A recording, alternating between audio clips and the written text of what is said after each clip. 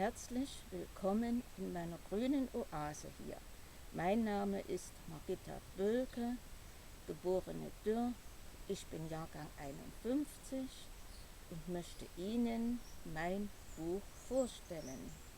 Ja, wenn man die Erinnerungen nicht aufschreibt, vergisst man sie im Laufe der Zeit.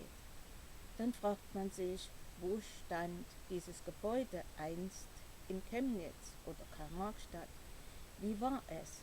Was gab es für Schwierigkeiten, zu DDR-Zeiten ein Geschäft zu führen?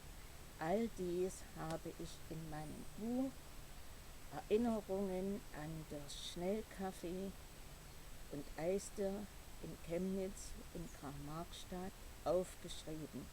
Dieses Buch habe ich im Verlag ePubli veröffentlicht. Sie können es auch im Buchhandel über Amazon oder über den Verlag direkt erwerben. Ebenso habe ich auch eine Webseite gemacht.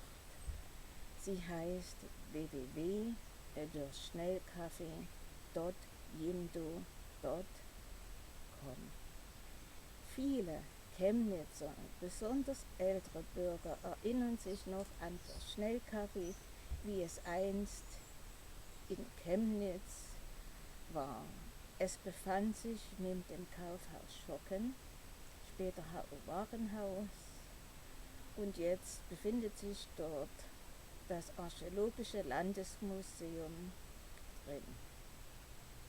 Später war das Schnellcafé in der Wilhelm-Pieck-Straße, Ecke Innere Klosterstraße. Auch dort waren viele Gäste täglich zu sehen.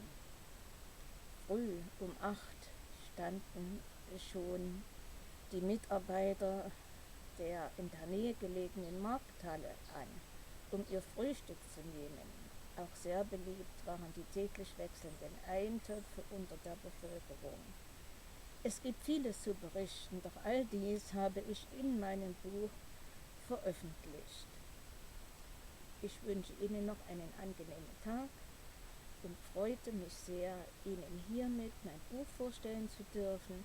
Es ist bestimmt für den einen oder den anderen sehr interessant und zugleich ein kleines Mitbringsel für Ihre Lieben, beziehungsweise auch ein sehr schönes Geschenk.